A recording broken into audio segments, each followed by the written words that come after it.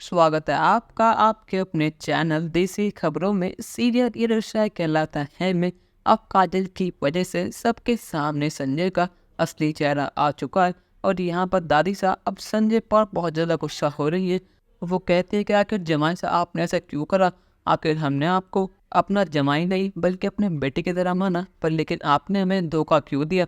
और यहाँ पर संजय गुस्से में आकर कहता है, मासा आपने मुझे बेटा माना पर लेकिन बेटा वाला अधिकार आपने कभी दिया ही नहीं। ना आपने कभी मुझे इस घर में हिस्सा दिया, ना ही अपनी फर्म में हिस्सा दिया। आपने मुझे हमेशा से एक बाहर वाले की तरह माना है, उस तरह ही ट्रीट करा है जिस तरह आपने अरमान के ऊपर सब चीज़ें लुटाई है। आज तक आपने मेरे ऊपर 1% भी खर्च नहीं करा है और आप इतने बड़े बेवकूफ़ है कि अपने गुस्से के आगे अपने नुकसान करे जा रही हैं मेरी बातों में आके। मैंने आपसे कहा कि अरमान को निकाल दो तो आपने अरमान को निकाल दिया, जबकि आपको पता है कि अरमान जैसा लॉयर पूरी फर्म में है ही नहीं। पर फिर भी आपने नौसिखिए रोहित को पूरी जिम्मेदारी दे दी। आपको अच्छी तरह पता है कि रोहित के बस की कुछ नहीं है। ना रोहित एक अच्छा लॉयर है, ना एक अच्छा पोता है, पर लेकिन आपने ज़बरदस्ती रोहित को सब चीज़ करने में मजबूर कर दी, जिसका फ़ायदा मैंने उठाया। जब अरमान इस फर्म में रहेगा नहीं और रोहित पे काम झेलेगा नहीं तो सारी जिम्मेदारी मैं तो उठाऊंगा। तो असली वारिस भी इस फर्म का मैं ही हुआ, इस फर्म का असली मालिक भी मैं ही हुआ। मासा गुस्से में कहती है कि एक गधा चाहे कितनी मेहनत कर ले, कुछ भी कर ले, पर लेकिन रहेगा तो वो गधा ही। तो आप इस फर्म के गधे हो, आप चाहे कुछ भी कर लीजिए पर लेकिन आप इस फर्म के मालिक कभी नहीं बन पाएंगे। आपको क्या लगा अगर एक गधा चलना सीख गया, दौड़ना सीख गया तो वो घोड़े की जगह ले सकता है? क्या वो घोड़े से रेस लगा लेगा? तो आप वही गधे हो जो पूरे दुनिया को और हमें बेवकूफ़ समझ रहे हो और अपने आप को समझदार, पर लेकिन यही आपकी गलती है। आज आपने गुस्से में आके अपना सच सबके सामने उगल दिया, पर लेकिन अब आपको इसकी सज़ा मिलेगी।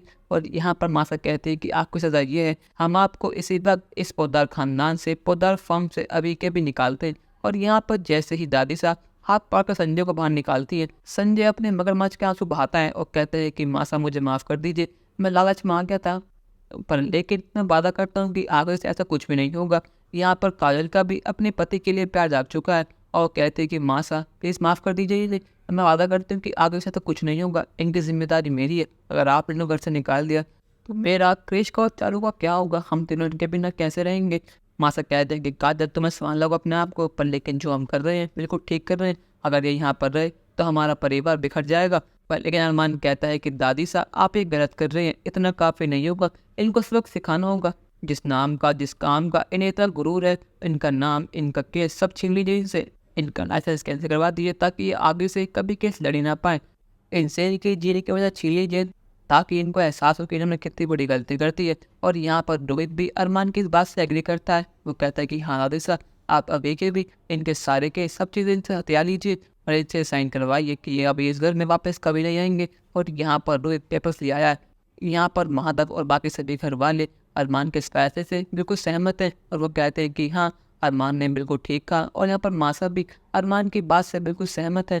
पर लेकिन यहाँ पर काजल मासा के पैरों में गिरकर अपने पति के लिए भीख मांगती है और यहाँ पर संजय भी अपनी माफ़ी के लिए भीख मांगता है। वो कहता है कि मासा ऐसा मत कीजिए, अगर आपने ऐसा करा तो मैं बर्बाद हो जाऊंगा, इतने सालों की मेहनत सब मिट्टी में मिल जाएगी।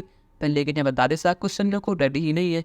अब क्या यहाँ पर दादी साहब सच में संजय को घर से बाहर निकाल देंगी या फिर कुछ चमत्कार होगा और वो उन्हें फिर से एक मौका देंगे? अपनी राय हमें कमेंट में ज़रूर बताइएगा और चैनल को अब तक नहीं किया सब्सक्राइब तो कर लीजिए। धन्यवाद।